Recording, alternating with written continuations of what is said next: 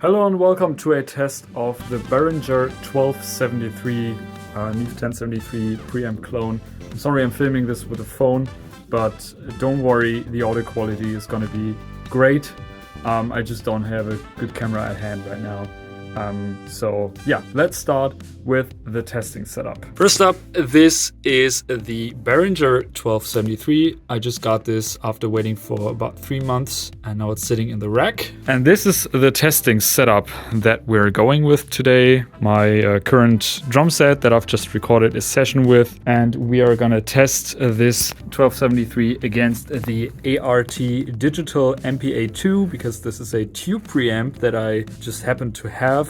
And I'm also going to test this against the 18i20 Generation 3 from Focusrite, an interface which I think a lot of people have and which sounds relatively clean as far as I have experienced so far, and the Scarlett Octopre from the second generation.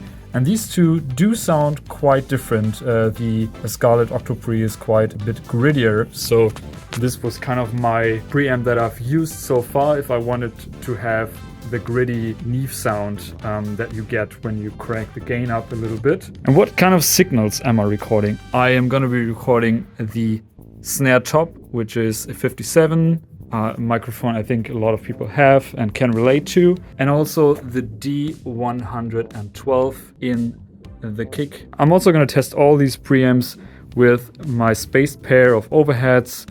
These are phase aligned Octavia MK012, I think, cardioid small diaphragm condenser microphones. And I'm also going to use the Rode NT1A, which I have set up as the middle overhead, and check that, as well as the RM700, which is a ribbon microphone that I'm using as a Saussage microphone. So we have dynamic microphones, we have small and large diaphragm condenser microphones, we have a ribbon microphone, and then I'm also going to test electric bass, electric guitar, and vocals. Even though I'm not a great singer or guitarist or bassist, I'm still gonna give my best to record something similar so we can compare these preamps against each other. I'm also gonna compare it to the Neve 1073 plugin, which I do have from Waves Audio. I'm gonna put that on the signal that I record with the 18i20 because I know that this is my cleanest preamp. If I can emulate the sound of the Neve with a plugin, I don't need to keep the preamp that cost me 600 euros. So that's kind of the test that we're going through today. I'm gonna play the same thing on the instrument through each preamp, and then we're just gonna go through and see like how different they sound. 18i20 with the Neve plugin, the Octopre. Then I'm gonna test the ART in a clean setting as well as with a lot of tube saturation. And I'm gonna test the 1273, of course, with different settings. First in a clean setting, then in a setting with the tone button pushed in, which changes the impedance of the microphone and therefore the tone slightly. And then I'm also gonna crank up the gain and lower the output gain of the 1273 and see what kind of distortion or harmonic saturation I can get out of the preamp. I'm not gonna test the EQ because all the other preamps that I have here don't have an EQ, so this is an advantage that the Behringer has already. I've tested it, I've recorded with it, it works. I don't really have anything to compare the EQ to, so that's why I'm kind of skipping that part for today. This is just gonna be a test of the preamp circuit. If you're interested in anything particular, just write me a comment, just let me know. I'll try to respond or do a follow-up video if there's more questions. So yeah. So what am I looking for? I mean, this is a 630 euro preamp with 2 channels with EQ. The current cheapest option to get a Neve clone is the Warm Audio, as far as I know, which you pay about 1,200 euros to get a used one. So this is half the price, a new condition, as a used Warm Audio, which used to be the cheapest clone. I don't know if this is gonna sound like a Neve, but what I care about in my studio is, does it do something that my other preamps can't do? That's the test that I'm doing to find out if I want to keep it or not. So it is a couple days later now, and I've gain matched and listened to all of the preamps in comparison, and I'm going to show you quickly how it looks in my session. So basically, these are the different signals that I recorded, and then these are all the different preamps. I level matched them with the loudness because I felt like that was more accurate than with peak, because sometimes I just play louder on a certain take. So this is kind of a more accurate representation. And I made sure on the overheads as well in the stereo, I have like this little gain in the beginning, as you see sometimes, making up just a tiny bit of gain on the left or right channel just to make sure that they're even. And then I listened through all of these and I made some notes that I'm going to tell you about, which I like most. So, and now let's listen to all the signals one after the other, and then we're going to talk about what I like most. I didn't want to do blind tests, so I thought this video was complicated and long enough already. So just let me know which one you like, if you agree with me or not. I don't know a lot about what happens behind the knobs, how all the transformers and tubes and circuits work. The way that I was educated in studio production is to work with my ears, to trust my ears, to make decisions based on what I like. This can be different from what you think, and even now, like these preamps sometimes have like really different characteristics, and I am now gonna pick one that I like the most, but if there's a different song, different context, another preamp will maybe be the better choice. So there is no right or wrong, and you will see this when we talk about what I like most. Sometimes I'm picking the cheap Focusrite preamps because I think they sound better, and this is fantastic, because in this day and age, you don't have to spend a lot of money. You can, and sometimes the expensive preamp wins by a lot, actually. But there's always an option. You can always make the cheap preamp work with a bit of EQ. This is what I just want to put here. I don't want you to go and just buy stupidly overpriced gear, especially like vintage gear for like tens of thousands of euros, just because you think they have a mojo. They're not going to make your mixes better. If you train your ears and if you develop a taste and make decisions based on that, that's going to really make your mixes better. Since we're done with that, let's dive deep into the sound examples. And first up is the snare.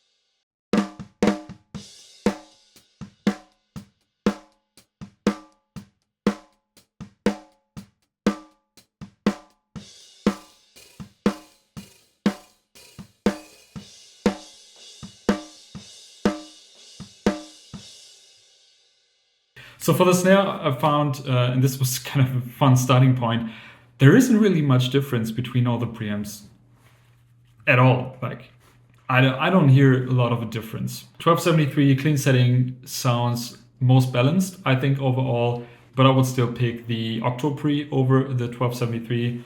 It adds body and really makes this rather thin sounding snare a little bit more full and has a really clear attack. The character of the preamp colors the signal in a way that I really enjoy. Even though the 1273 sounds more balanced, sound aesthetically, I like the Octopre more. If you engage the tone with the 1273, the tone knob, the snare loses too much presence for my taste and still doesn't reach the body of the Octopre.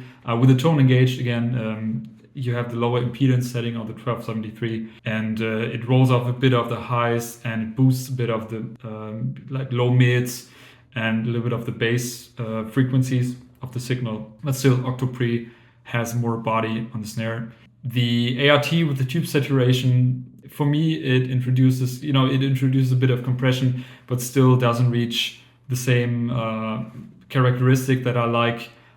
With a high gain on the 1273, I think it sounds more subtle than the tube saturation on the ART.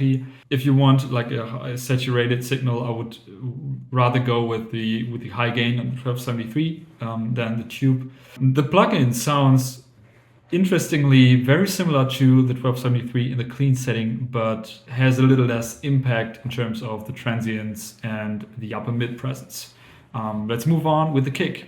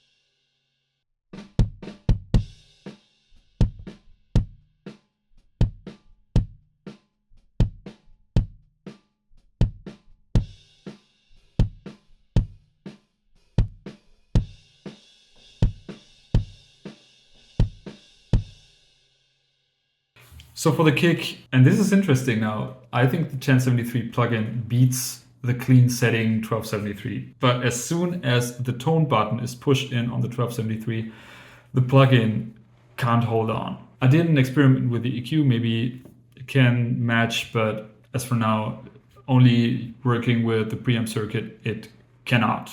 So 1273 with tone pushed in and with high gain. Again, like all the high gain examples that I recorded were all with the tone button pushed in. Was my clear favorite. You know, this really brings out the body of the kick just great. And nothing even comes close.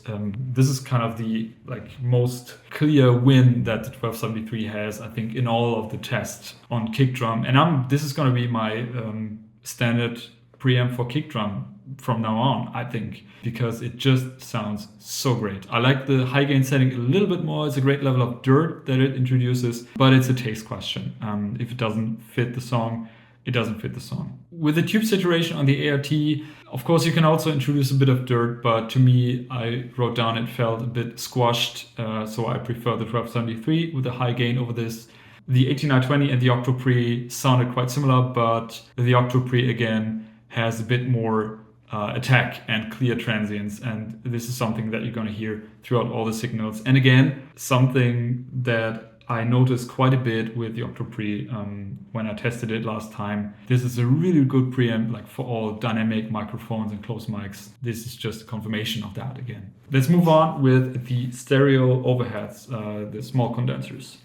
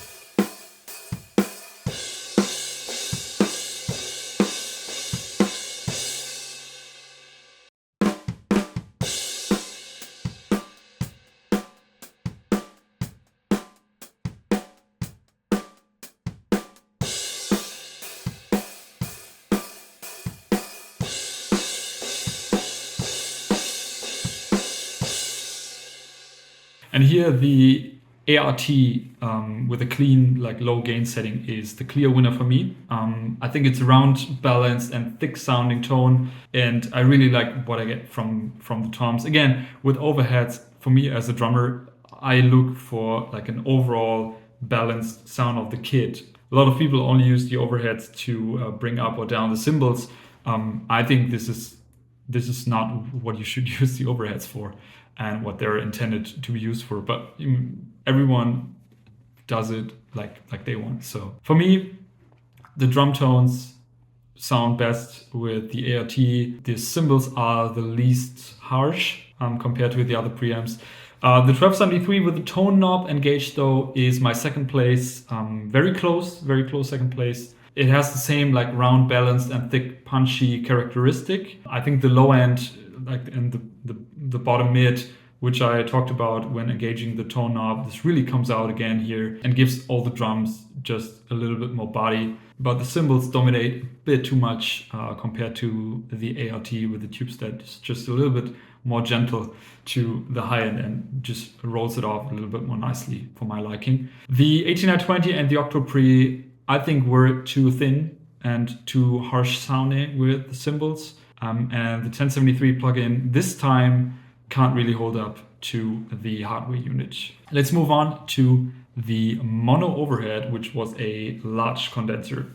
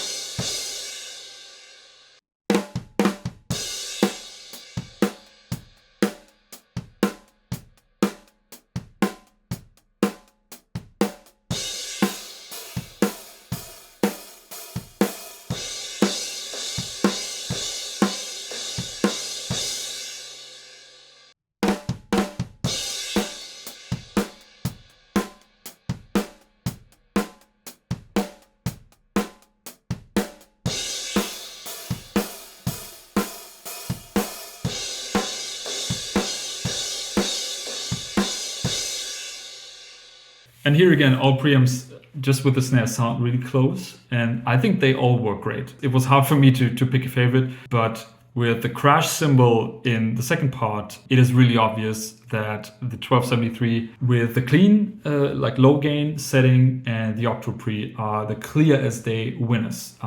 Because these were the only signals where the attack and the smash of the snare wasn't lost and cut through the cymbal noise, which wasn't happening with all the other preamps or with the plugin.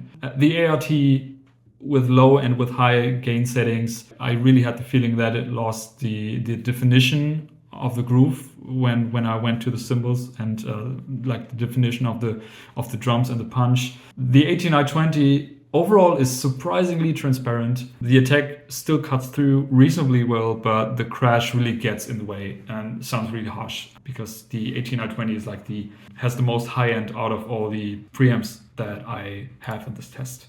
Let's move on to the Schneider Wurst, aka the Saussage mic. This is a ribbon mic, so bear this in mind.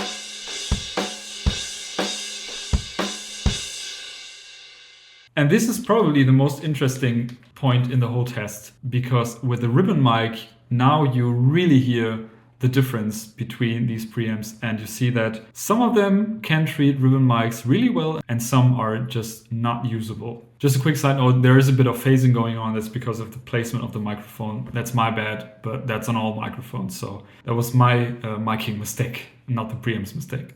The ART, for me, this is a straight flop. It didn't handle the ribbon mic well. I worked with different impedance settings and couldn't really find a solution, couldn't really find a great sound.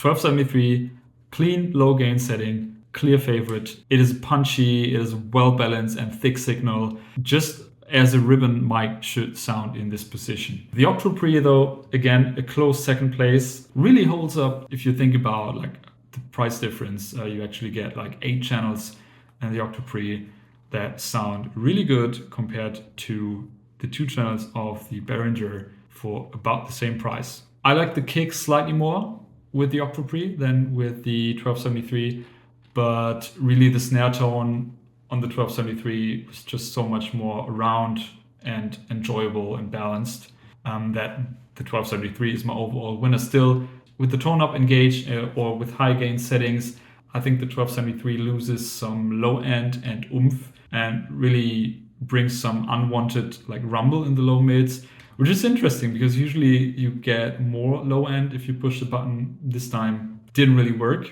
The 1073 plugin though colors the signal in a similar way to the 1273. So if you like the characteristic, you can absolutely still achieve that with a plugin.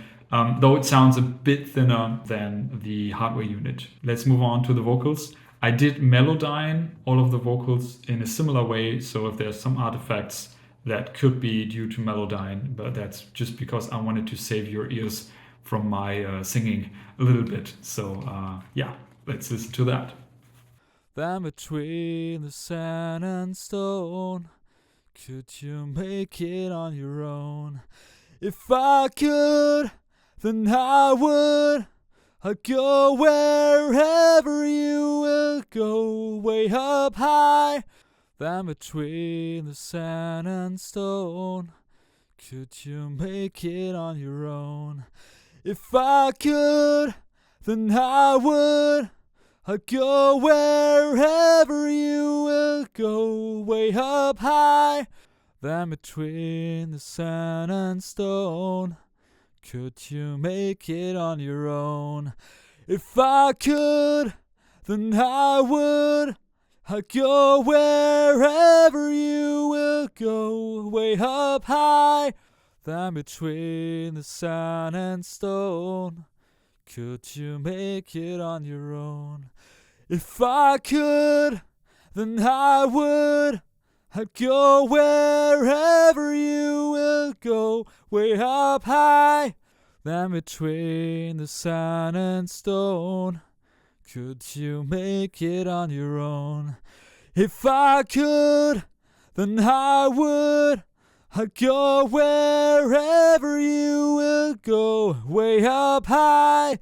Then between the sand and stone, could you make it on your own? If I could, then I would. I'll go wherever you will go, way up high. Then between the sand and stone, could you make it on your own? If I could, then I would. I'll go wherever you will go, way up high. Then between the sand and stone, could you make it on your own? If I could, then I would. I'll go wherever you will go, way up high.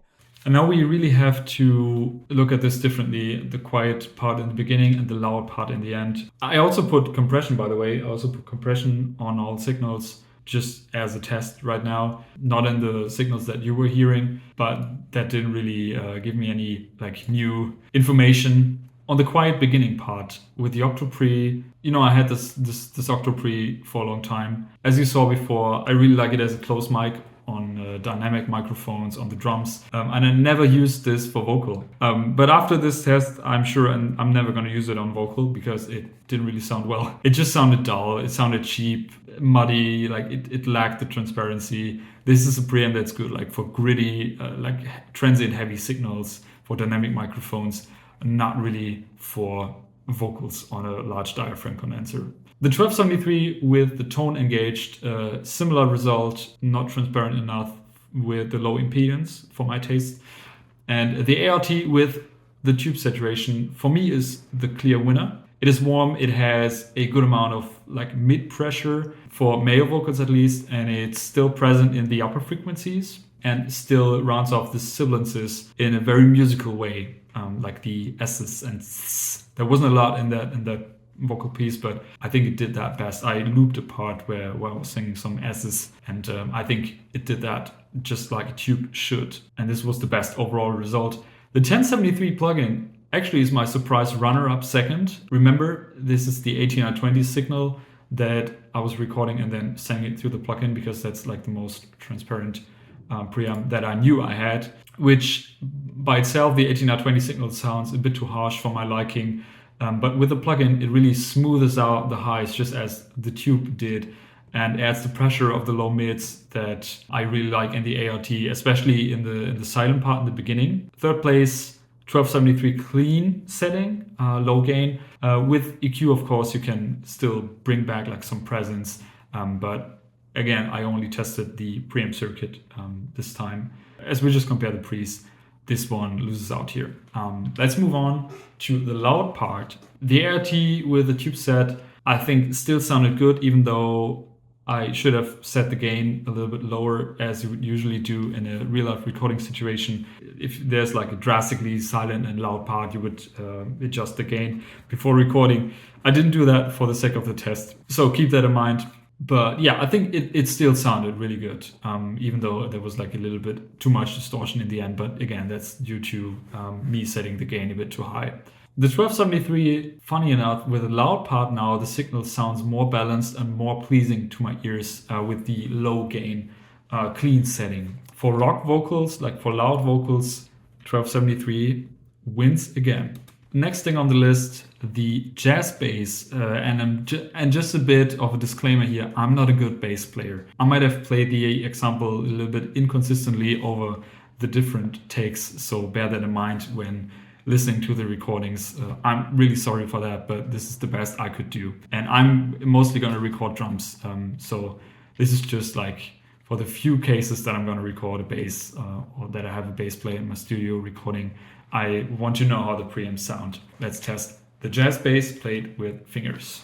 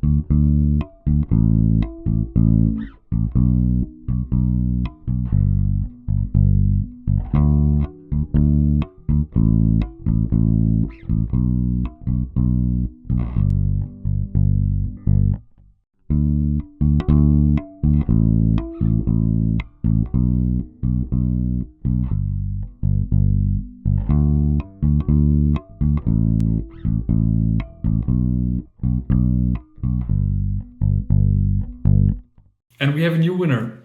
The 18i20 for me is the cleanest and most balanced. The ART with the clean setting, the tube preamp, sounds quite similar as well, but the 18i20 really wins for me. The 1273 with the low gain clean setting is also like a very well balanced signal and rounds the tone off like really well, but the fret noise was just a bit too much for my liking. But maybe, as I said in the beginning, maybe there's a musical context where you want that. So it's good to know that this preamp does that. The Octopre and the ART with the tube saturation, so with a little bit more gain, again, is a choice that you could make musically if you want that mid-bite. Think of Dua Lipa's Don't Start Now, like this, the bass really bites at the 5K range in the mids. If you want that, then the Octopre and the ART with high gain, like a little bit of tube set, would be my choice. Sometimes this can help the bass cut through in the mix. The 1273 does something very similar with the tone button pushed in, but I still think the Octopre did it better. The 1273 plugin, though, is a complete failure for me in this situation. The distortion sounds like really cheap and out of place. But I mean, there's much nicer distortion that you can do to a bass than the 1073 plugin anyways. Let's move on to the precision bass, which I played with a Plec. I don't have a video recording of this, I think, but it is a Squier precision bass. Think of this as a bass you would record in a like indie or rock situation.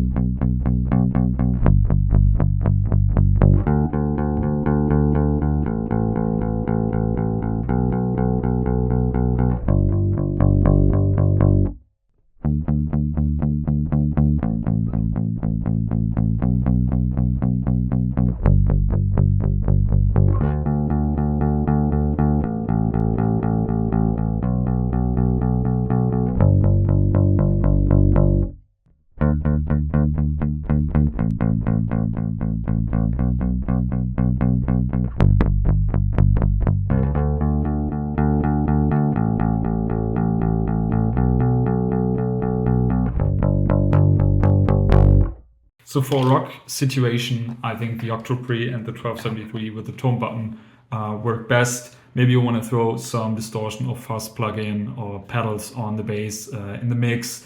I think this works great. It has a lot of bite and really nice presences. The Octopre a bit more than the 1273, though the 1273 with the tone button sounds a bit warmer and more musical, and the Octopre is a bit more aggressive. If you compare the slightly distorted signals of the ART with high gain tube saturation, the 1273 with tone button and high gain, and the 1073 plugin, I think the tube saturation characteristically sounds the best out of these, even though the attack on the ART almost sounds a little bit like clipping on the louder parts that I was playing. So maybe preamp distortion is not really the right thing to do on a bass guitar, at least with my preamps that I have in the studio right now. Last up, let's hear how the guitar sounds. This is a slick Telecaster guitar. Again, I don't have a video of this, and again, I'm not a guitar player, so I'm sorry if it sounds a little bit inconsistent. I tried my best, so let's listen.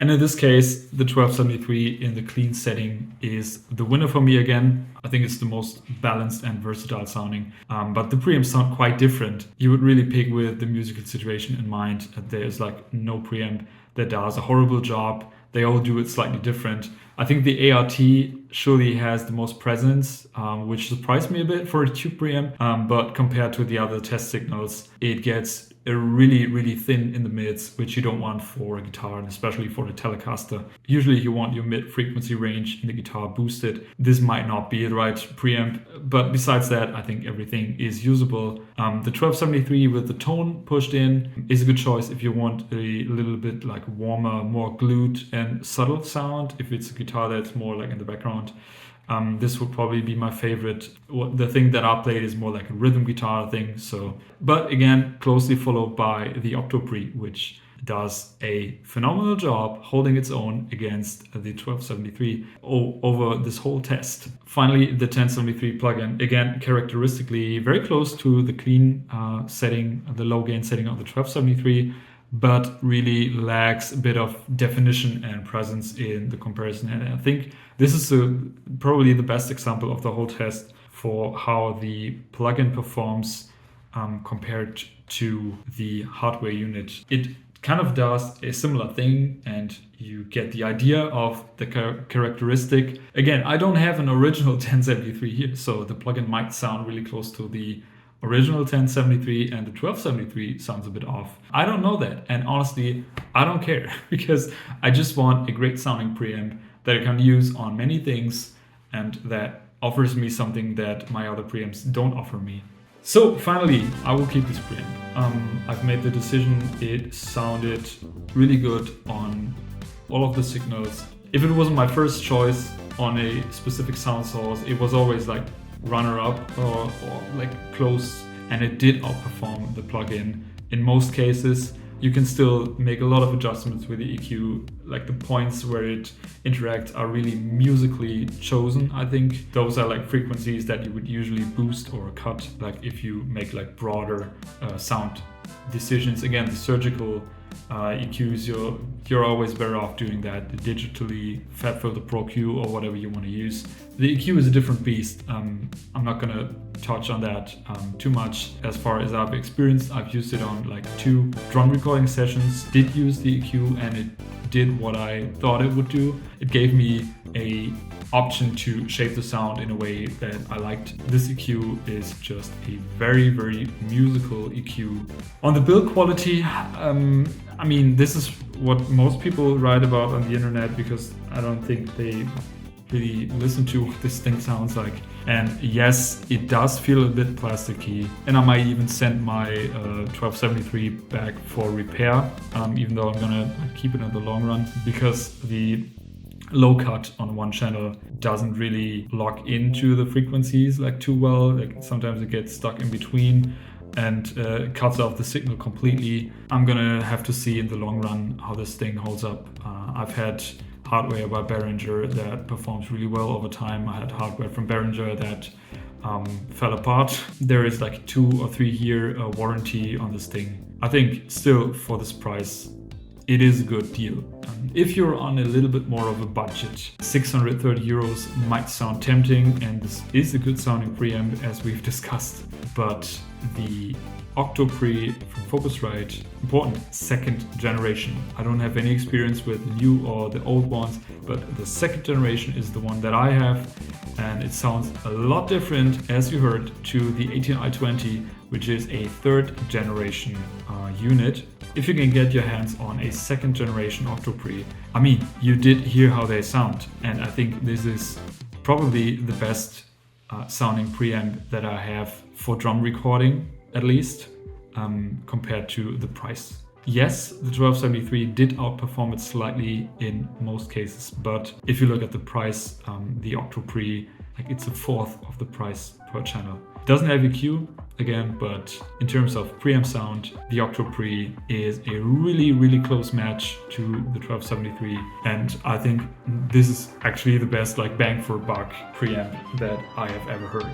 Get your hands on those. You can get them really cheap off of eBay and Reverb and all the other platforms that you get used gear, because people get these on like entry-level studios and then swap them out, and I will actually keep mine for as long as I can, because it actually sounds really good, even though it's a budget preamp. What I find really interesting is how great the plugin sounds. We live in an age where we don't need the most expensive gear, like cheap gear and even free plugins sometimes. This was a Waves plugin that I used, the Waves 1073, but still there's like free plugins emulating all sorts of different preamps and EQs and compressors. They sound really good. Thank you for watching. I hope you enjoyed. I hope you learned something. Let me know anything you want to know. Let me know what you think of the 1273 in the comments. And see you soon. Goodbye.